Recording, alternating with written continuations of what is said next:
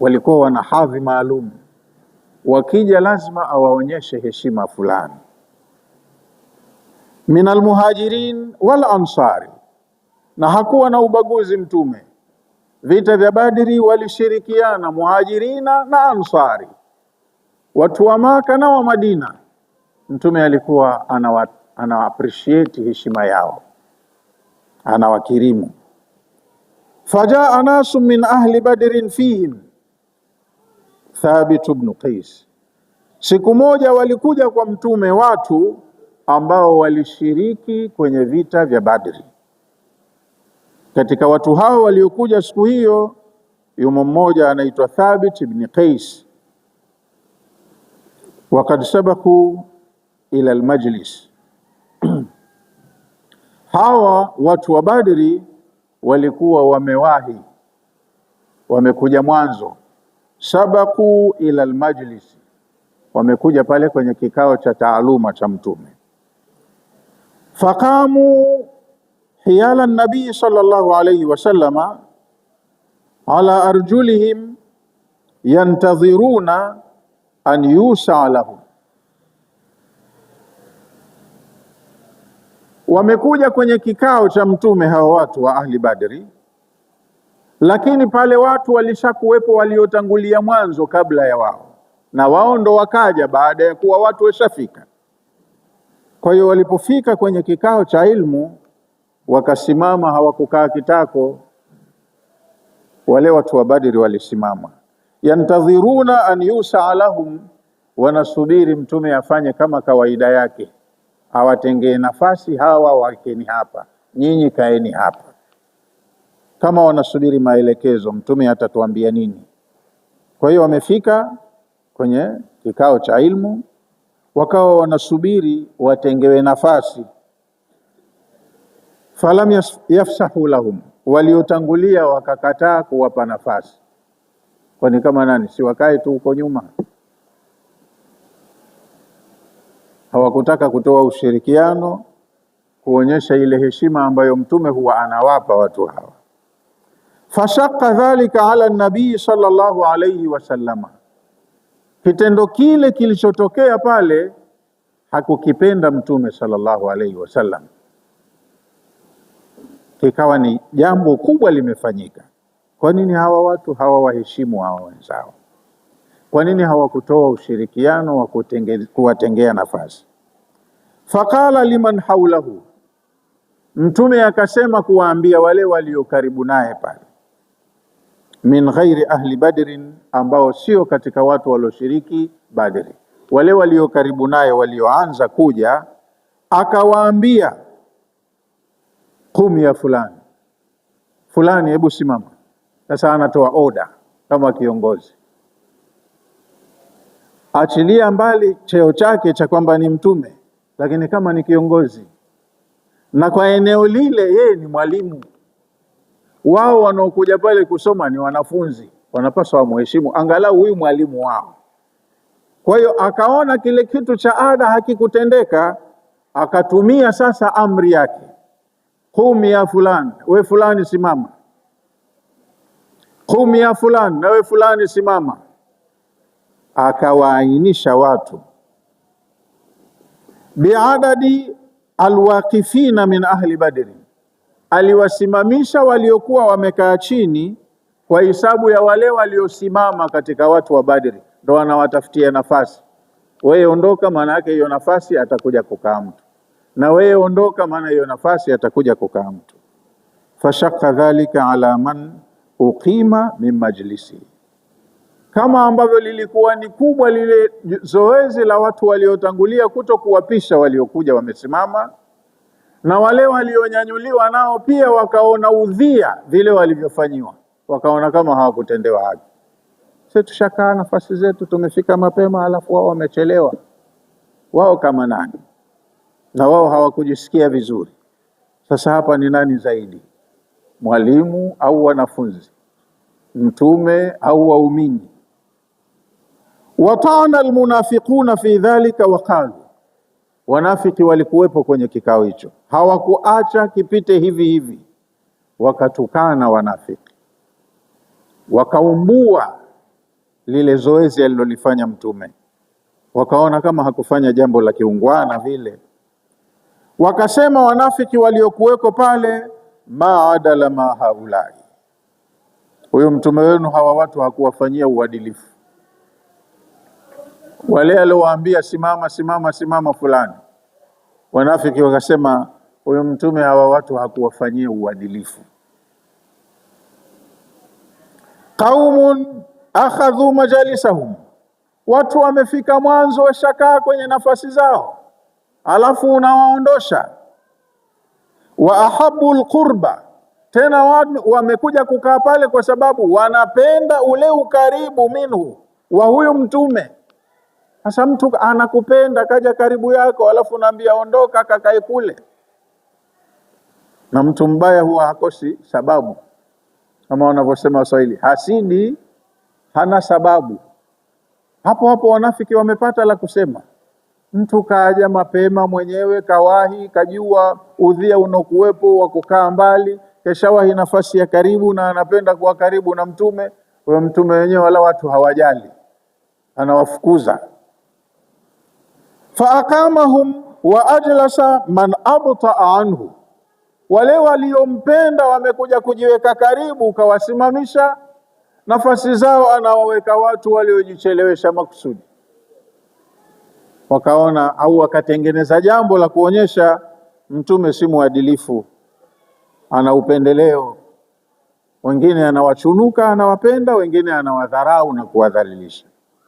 Faanzala Allahu Ta'ala, kwa sababu hiyo ndio maana Allah akateremsha maagizo mbele ya macho ya watu wote. Hawa wanaonekana waumini, wafuasi wa Muhammad, lakini kwenye itikadi ya dini katika waumini kuna wengine si waumini wazuri, ni wanafiki. Sasa Allah akaleta agizo la kuwaagiza waumini, kama kuna wengine hawatokuwa na vigezo vya imani, hawa ndo watatambulika. Akawaita watu wote wale kwa lugha ya imani, kwa sifa ya imani.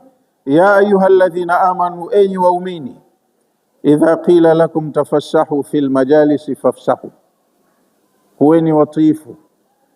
Munapoambiwa tengezeni nafasi kwenye majlisi zenu, toeni nafasi, muonyeshe ushirikiano, muonyeshe mapenzi kwa ndugu zenu.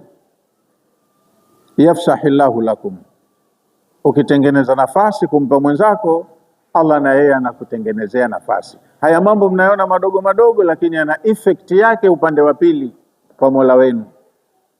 Kadiri utakavyokuwa mkarimu kwa mtu, Allah naye atakufanyia ukarimu wake. Kadiri utakavyokuwa ni mtatuzi wa matatizo ya watu, Allah naye anakuwa ni mwepesi kukutatulia ya kwako. Kadiri utakavyokuwa na ushirikiano na watu, Allah naye atakutengenezea nafasi kwenye ushirikiano. Kwa hiyo ukiambiwa tengeneza nafasi, usigome, tengeneza hiyo nafasi, Allah na yeye atakutengenezea nafasi. Ya ayyuhalladhina amanu, enyi waumini, nidaan min Allahi, huu ni wito unatoka kwa Allah Taala mtukufu. Lilmu'minin, anawaita watu kwa sifa ya imani. Biakrami wasfin wa altafi ibara, Allah amewaita kwa wasifu mtukufu wa imani na akatumia sentensi iliyokuwa ya upole. Hakufoka, hakuwagomba, kasema nao kiungwana tu. Wote wale pamoja na hao wanafiki kawaita kwa jina la imani. Nyie si waumini? Hebu kuweni waungwana basi. Mambo madogo tu haya, tengeneza nafasi, tengeneza, usilete za kuleta hapo. Ya man sadaqtumullaha wa rasulahu, enyi ambao mnamsadiki Allah na mnamsadiki mtume wake.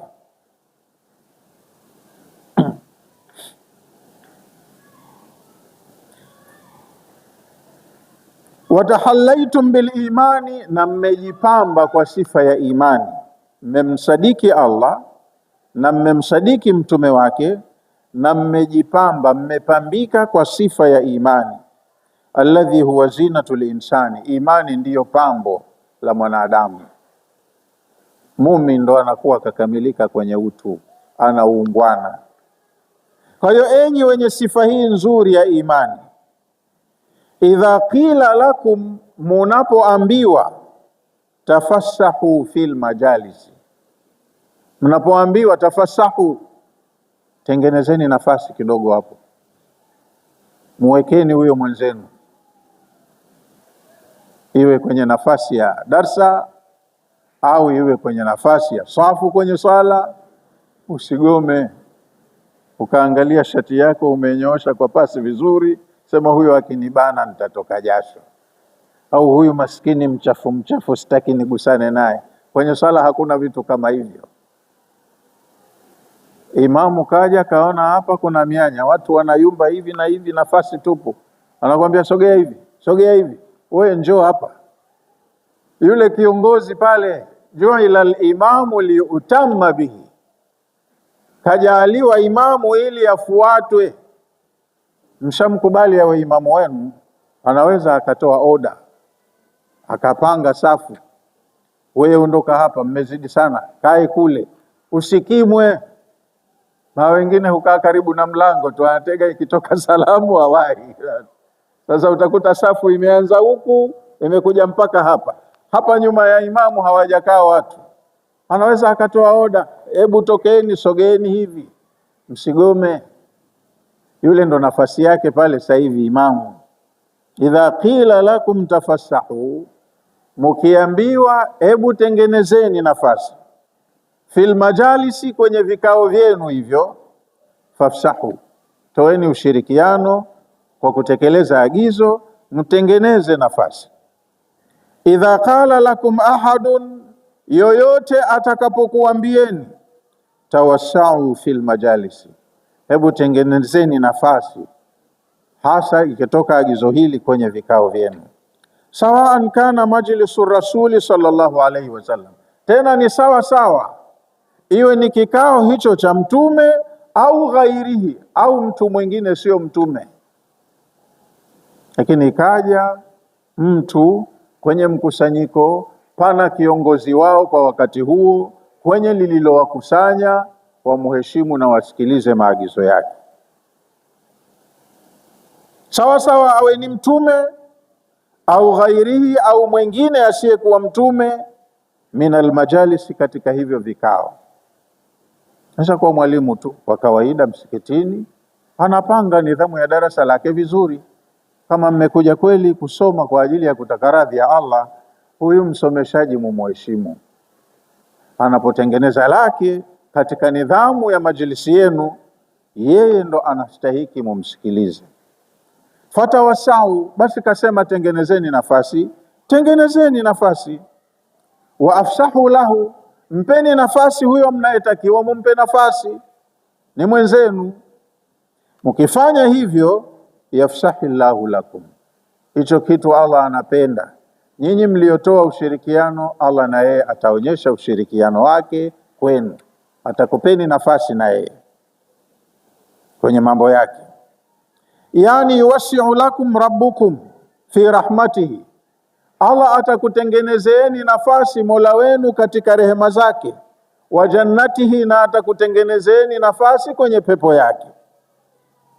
Qala Mujahidun, amesema mwanawachuoni Mujahid, kanu, walikuwa waumini hao masahaba, yatanafasuna fi majlisi nabii sallallahu alayhi wasallam, tabia yao ilikuwa watu wanashindana kuwahi mapema kupata nafasi za karibu kwenye majalisi za ilmu za mtume sallallahu alayhi wasallam. Faumiru, wakaamrishwa, an yafsaha ba'dhum li ba'd, ukiwahi umechukua nafasi usiwe mbishi kumtengenezea mwenzako. Wameamrishwa wachengeane nafasi wenyewe kwa wenyewe. Qala al-Khazin, mwanachuoni mwingine al-Khazin amesema, amara Allahu al-mu'minin, kwa aya hii Allah amewaamrisha waumini, bitawadhu'i, wawe wanyenyekevu, waoneshane heshima, waheshimiane, kila mmoja ajali hadhi na heshima ya mwenzake. Wameamrishwa hivyo kwenye aya hii. Wa an yafsahu fil majlisi, wameamrishwa waumini wale watengenezeane nafasi kwenye majlisi ya ilmu. Liman arada aljulusa, wamchangie nafasi yule anayetaka kukaa.